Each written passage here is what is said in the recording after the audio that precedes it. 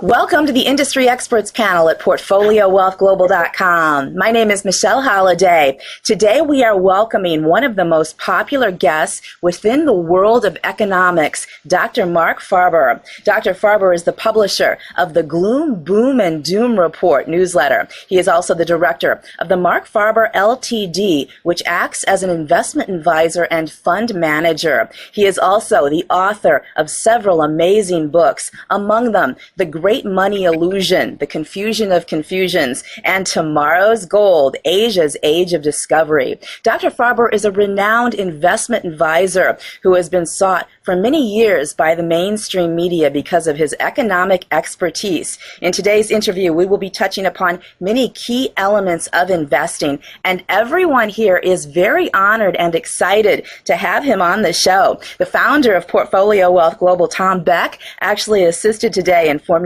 today's questions according to his own investment philosophy and extensive portfolio. And Dr. FABER, welcome to the show. We are so excited. How are you today?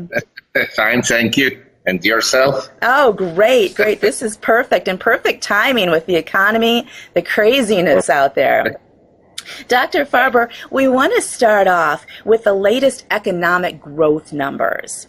Tom believes that given the fact that the GDP growth came in at 4.1% and the CPI numbers reflect a 2.9%, investors should expect 7% from a 10-year yield bond. And until that happens, they may prefer the S&P 500 as a default position or the emerging markets. Tom doesn't feel that buyers of fixed incomes would settle for a 3%, even though it is much higher than a few years ago when the stock market was more expensive in the 2009 to 2016 era. What are your thoughts on the need for higher yields in order to draw investors to it?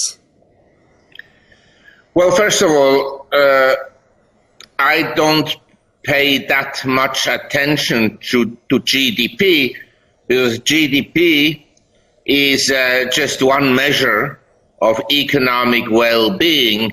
It doesn't tell you whether actually the standards of living are going up for the typical household or not. What it tells you is that the economy, as measured in monetary terms, has expanded. Now, this can happen in many ways. For instance, if I force you to consume something, say I force you to consume drugs, and to go and take health care insurance and force you to go to doctors and hospitals and so forth, then GDP expands, but it's not necessarily an improvement in your standard of living because it's forced consumption. So a lot of the consumption in the last few years has not been actually increasing standards of living. Now the 4.1% growth comes after a lengthy period of economic expansion that was very mild. In fact, since June 2009, we've been in expansion, and this may very well be the best GDP figure that we're going to see for a long time. I happen to think that the economy will slow down and not accelerate on the upside. So I doubt that interest rates will go to 7% on treasuries in the near term.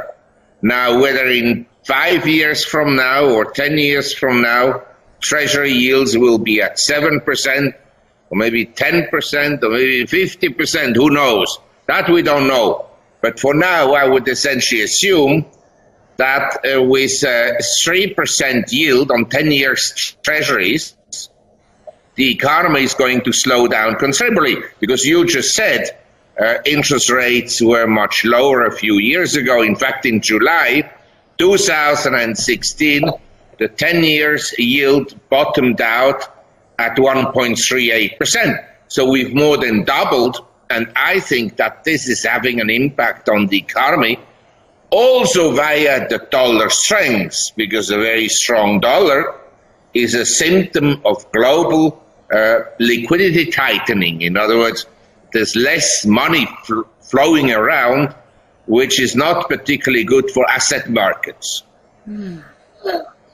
Now, sir, geopolitically speaking, turning now to President Trump and his focus upon making America great again, he has cut taxes, he is running a very large deficit, and he is renegotiating the U.S. trade agreements. There is a lot of very heated talk about this, and from your perspective, is this a good strategy? What are the advantages here, and what are the possible drawbacks or risks? Well, in general, I'd say any tax cut is a desirable measure. But obviously, under the conditions that they are carried out and the way they're carried out, these tax cuts benefit particularly the wealthy people. And they obviously add to already a very significant deficit. So the federal deficit is going to go up. And as you know, it's not yet a problem at this point, but the national debt, the federal debt in the US, which was in the early 80s less than $1 trillion, under President Bush, it was less than $5 trillion. We're now at $20 trillion counting. And it may become a problem in future. Not to mention the unfunded liabilities. So you understand, these are not problems that are right away obvious and having an impact on the market, but they may have a huge impact in future. Exactly. Now, sir, for investors who are looking for high-yield investments in the range of 8% to 14%, Tom has actually been finding oil and gas MLPs with tremendous balance sheets and the ability to pay large dividends. For our audience, everyone can access the free report of our top 2 high-yield MLPs at portfoliowealthglobal.com/cashflow. Dr. Farber, in your opinion, is this a viable alternative to bonds? Yes, I mean, I think nowadays, actually even more so in foreign countries, say you go to Switzerland or to Japan. In Switzerland, the 10 years government bond has essentially zero yield. It was negative, but now it's around zero. But you can buy blue chip stocks at a dividend yield of 3 to 4%. In Japan, the same. The 10 years treasury bond is yielding 0.12%. And you can buy stocks with a 3% yield. And in Singapore, you have a government bond yield of, say, 2.5%, 3%, and you have REITs, REITs, Real Estate Investment Trust, that will yield you 5-6%. So these MLPs, if they are sound, and you have to analyze them, and I haven't analyzed all of them myself, but on the value screen that I observe, they frequently come up. So I think there is some value, and certainly it's an alternative to fixed interest investments. Interesting. Now, as most investors know, with each passing day, the bull market gets longer and draws closer to a close. Maybe we will get a bear market afterwards, maybe a sideways market. But either way, investors need to prepare now for the possibility of years of lower multiples. Dr. Farber, in preparation for the changing times to come, what are some of your favorite bear market strategies? Well, having a drink, having a beer is a good strategy. There you go. No, the thing is this. People with money, they have to realize that we had incredible asset returns over the last 30 years. I mean, when I started to invest in the 70s, the market capitalization in America as a percent of the economy was less than 30%. We're now at 150%. Treasury bonds in 1970 were yielding 7%. They went up to over 15% in 1981. So during that period of time, if you just invested, you're not smart, you just invested in government bonds, the compounding impact was huge. Now, a young guy, he goes and buys treasury bonds. In the US, the yield is relatively high, it's 3%. In Europe, it's 1.5%, sometimes 0%. So here in the US, you still get the yield, but you're not going to get rich on 3% per annum. You understand? Right. The compounding impact, you have to live a very long time. So I'd say, in general, if your target is to earn 8% per annum, in my view, you have to take huge risks. I think going forward, because you see, many people misunderstand. Inflation manifests itself in many different ways. You can have inflation in wages. It didn't happen in the US. You can have inflation in commodities. It only happened to some extent in the US in terms, say, oil prices have rebounded and so forth. But in general, commodity prices are not that much higher than they were in the 70s. But the thing that has gone through the roof are financial assets, stocks, bonds, collectibles, you know, like vintage cars and old posters and art. I mean, when I grew up in the 50s and 60s, a painting that would cost $1 million was unheard of. These were museum pieces. And now you have paintings that sell for 500 million. I mean, this is amazing. It's like when I grew up, a soccer player or football player, he hardly made any money. Now the transfer fees are 200 million and so forth. So, you know, we had this huge inflation in selected parts of the economy. These parts, they led to growing wealth inequality. You know, we have the rich people, and luckily I have assets, but then we have still a lot of people in this world that have very little, and they have actually no chance to get into this upper class. So I think the returns from now on for the rich people, and this is something I'm concerned with every day, I think we're lucky if one day we'll have about half as much as we have today. I think we'll lose a lot of our assets, yes, because the valuations are very high. And I can tell you, you can just open any real estate book, high-end properties in the US as an example. I know lots of high-end properties that were on sale for 50 million, and nobody wants them because young people, they can't afford them, or they don't want to live that lifestyle. They prefer to live in a condo with a key like you, and then you open the condo and you close it and you have no headache. Right. A lot simpler. You understand? So my friends, for instance, there's the issue in California is less pronounced.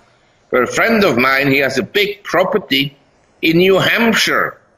The tax on his property is close to $500,000 US a year. Wow. You know, it's a very expensive carrying cost. Property is very big. He needs 10 employees to do the garden and to keep the houses in good order and the cook and so forth and so on. So these kind of properties, not many people want to live, because New Hampshire, more than half the year, you can't even get into your house because you need to be a snowman. Right. Exactly. And it's a full-time job to take care of it. Full-time job. You know, I have a large property here in the north of Thailand. And okay, here is maybe a bit easier to have employees, but it's not so easy to find honest ones and reliable ones. You know, not people that say, oh, my mother is sick and I have to go home now, and so forth and so on. But alone, I would not be able to maintain the houses we have. Impossible. Right. Now, sir, turning now to fiat currencies, is there an alternative at this point in time to the current USD system? Yes, I mean, we had many so-called reserve currencies. We had, at the time of the Romans, around the time of Jesus Christ's birth, we had the Roman dinar or aureus, and these currencies were in general accepted around the world. I mean, in that time, the world was the Mediterranean and the Middle East. Yes. And then we had currencies under the Spaniards that were also accepted around the world. That were gold-based coins and so forth. And then we had essentially the British pound. That was the world reserves currency until after the First World War. And then the US dollar. And the US dollar has been a reserve currency and the fiat currency, as are other currencies. And in my view, eventually they'll end. You understand? They'll be replaced by other currencies and maybe other forms of keeping money. Maybe something like a blockchain kind of cryptocurrency. Who knows? Right. But obviously the days of the US dollar are numbered, and I think the trade war is not going to help or not be helpful for the US in the long run. I'm not saying that the trading system nowadays is entirely fair, but it's not as crystal clear to the disadvantage of the US, because you have to see one thing. The US has a trade deficit. Okay. There are many reasons for it, but it's not just that because China has stolen all the secrets from the US and so forth, right. and because they cheat and so forth. That is an oversimplification. But number two, when you just think about it, here you have Asia, not just the Chinese and the Mexicans. They work in hard labor in factories and in small shops and so forth. They produce goods and then they sell them to the US, okay? Say a Nike shoe they sell for $10. Then Nike pushes the price up and sells it to the wholesaler, say, for $30. The wholesaler sells it to the shop for $60. And the shop sells it to you for $180. Right. So who's making actually a big profit? China or you? Or, I mean, the US. Number two, if the Chinese have a trade surplus, and they have a trade surplus of something like $400 billion with the US, then the money comes to China, okay?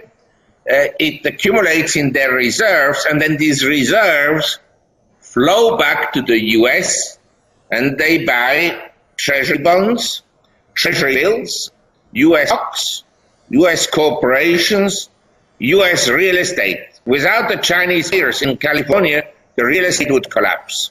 Wow. You understand? So this relationship, the US sends to China paper with a dollar sign on it. What is worth more, the Nike shoes that are made in China or a banknote that is printed by the Fed? You tell me. Yeah, I do. I think actually the whole trade issue, the US has had a huge advantage, in my opinion. Interesting. Now, sir, gold prices have gone down this year, as well as silver prices, while Yes. oil prices have more than doubled in recent years. With energy being the most determining component of gold mining expense, why has the gold price not risen also? What are the determining factors that create the demand price for gold and silver? Yeah, this is a good question, and it is frequently misunderstood by investors who look at the cost of producing gold and they look at the supply of mines in 1 year and the demand of gold in 1 year.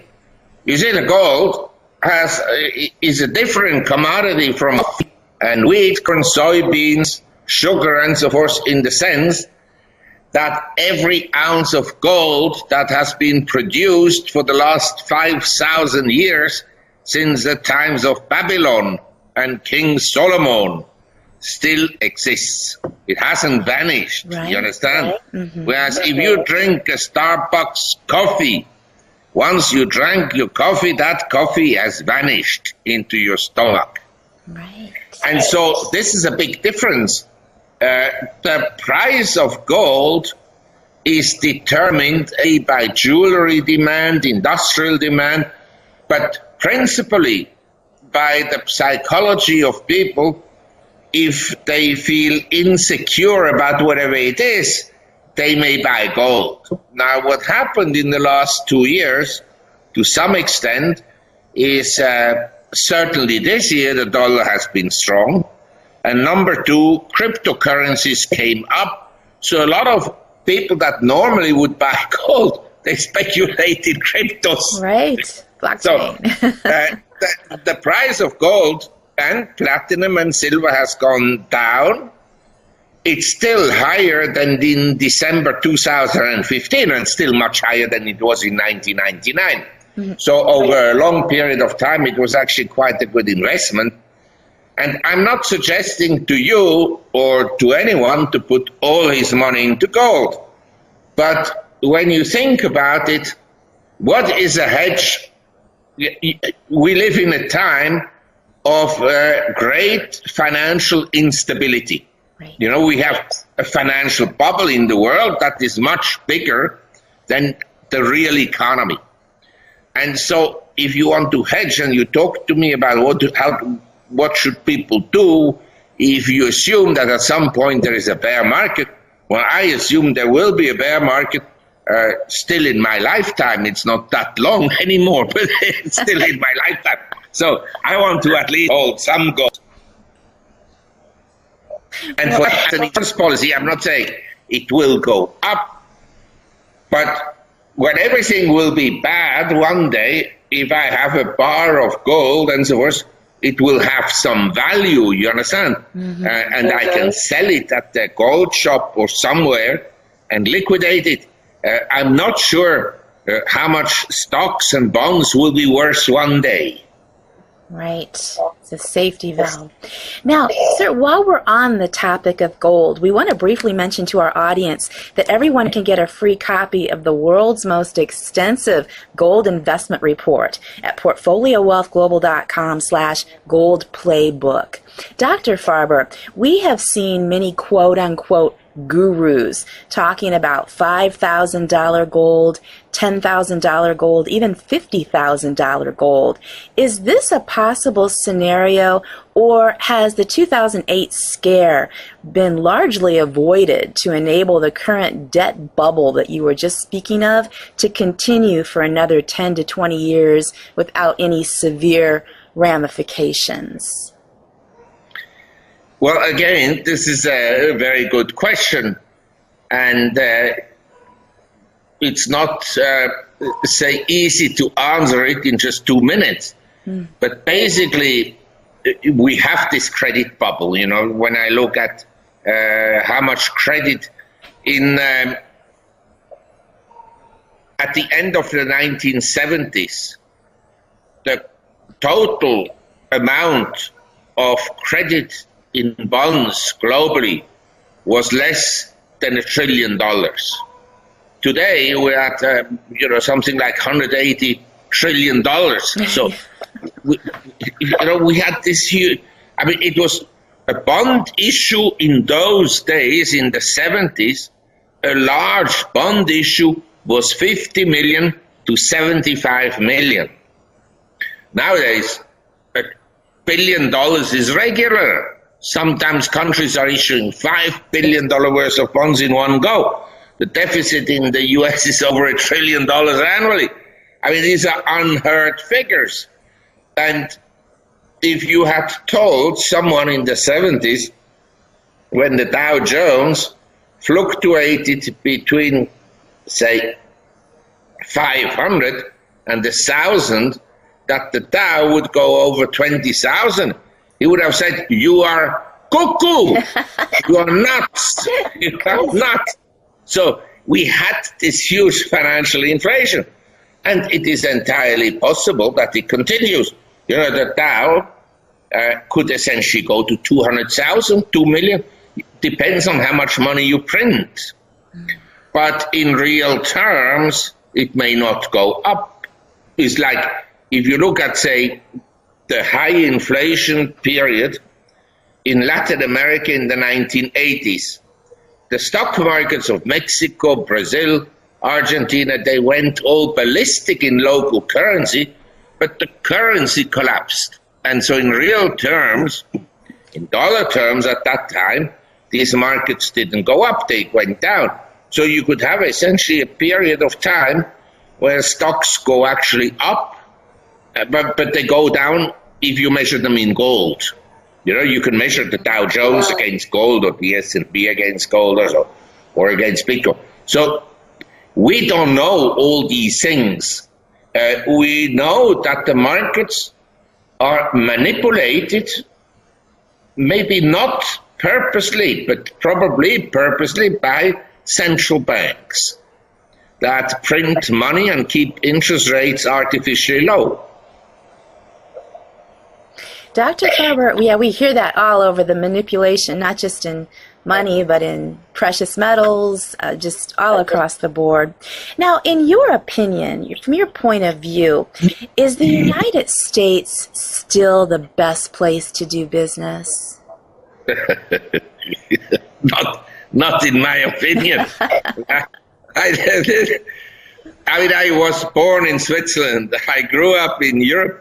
I went to New York in 1970, worked on Wall Street, and then in 73 I moved to Asia, and I've lived in Asia ever since. And one of the reasons, I'm not saying it's the only reason, but one of the reasons was that I saw that Asia would have a huge growth potential, and that there would be a huge creation of wealth in Asia, which obviously when you're involved in finance is good. Oh, yeah. You know, when you look at how poor Asia was in 1970 and how wealthy some countries have become, like Singapore, Hong Kong, South Korea, Taiwan, Japan, and so on, then you have to say this is unbelievable. And if you look at progress and the development of infrastructure, just today I read an article about New York, about the city that is going down the drain because the infrastructure is not there. And we have still in Asia what I would call relatively pure capitalism. You know, we have much less social institutions than we have in the West. Now, Dr. Faber... So I think I wouldn't want to live in the U.S., but really? Some people want to live in the U.S. And for me, the taxation in the U.S. would be much too high. So there's no state or city in the U.S. right now that you feel would be attractive? Well, I mean, I tell you, I like the Midwest and I like the South. You know, states like Kentucky or Tennessee or so. But yes, I prefer to live in Thailand. And if I didn't live in Thailand, I mean, I still have an office in Hong Kong. I think Hong Kong is a very livable city, or Singapore, or I could live in the Philippines or in Indonesia. I happen to think that in the north of Thailand, the climate is reasonably good. And my daughter, she lives in Laos, which is adjacent to Thailand, and she likes it there. She also, I mean, she was brought up in Switzerland, but she's half Asian. So I think And I have also some property in Vietnam. I could also live in Vietnam. Now, sir, going back to investing, for investors with a small portfolio, $10,000 to $20,000, should they simply buy an index fund, or are there any incredible opportunities today as there were in 2017, such as cryptocurrencies? You know, Tom writes our newsletter, and he was one of the first to mention Ethereum at $15 and Litecoin at $17, and our subscribers were able to make a lot of money. The list for our new top 5 altcoins for 2018 for our listeners is at portfoliowealthglobal.com/top5. That's TOP and the number 5. Dr. Farber, going beyond the cryptocurrency ecosystem, do you see any market inefficiencies which now offer triple-digit returns with any class right now, any assets? Well, I think they are all the time triple-digit return opportunities in options and stuff like this. But you understand, you also go up the risk curve. In other words, if you have the potential to triple your money, I suppose the risk is fairly high. And it depends on your financial condition and your salary and your position in life. I mean, I don't need to treble my wealth. What I need is not to lose everything. You understand? Exactly. So, we have different objectives.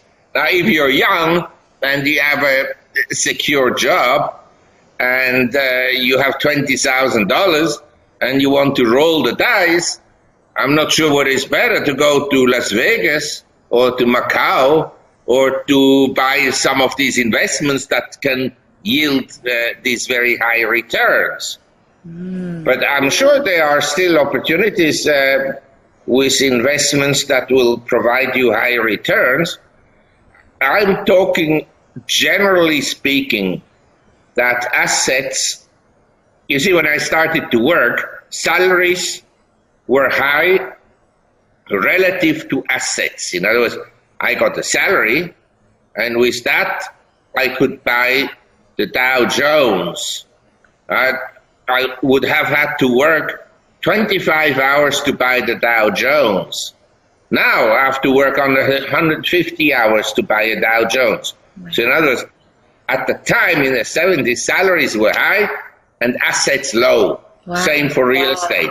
Now, as you know, and this is a social issue, a lot of millennials, they earn inflation adjusted, most of them, they earn less than their parents. And with 35, they have less money than their parents, we the boomers. And for them to buy a house is practically out of the question.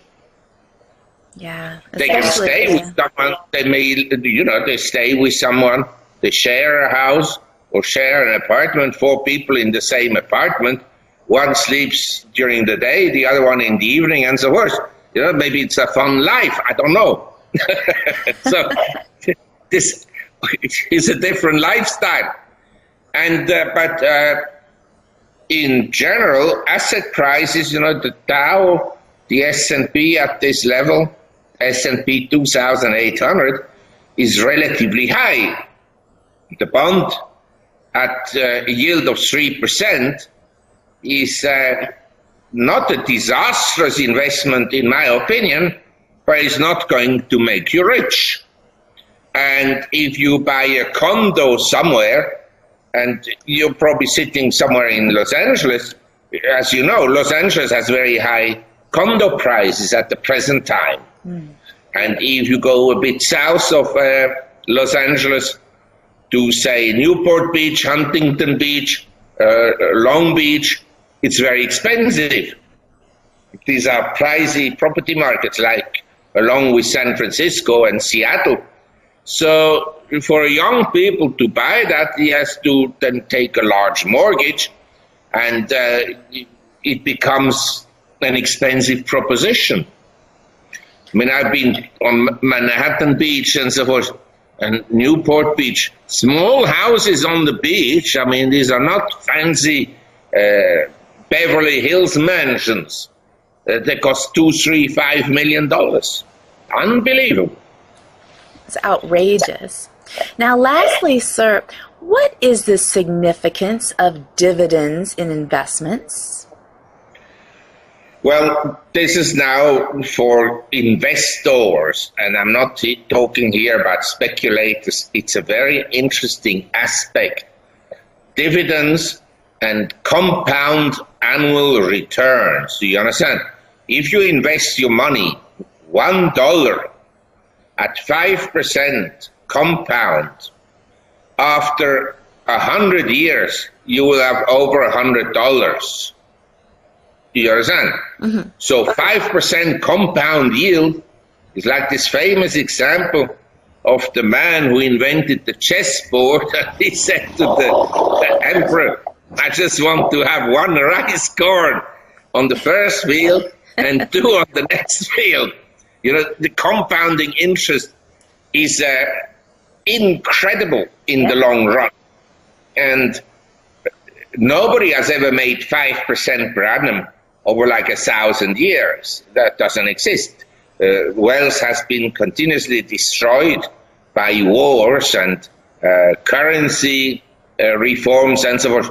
But dividends, of course, they help you increasing the compound return. So if you have a stock portfolio and the overall stock portfolio yields 2%, dividend yield 2%, it will take you longer to make money than if the dividend yield is, say, around 5%.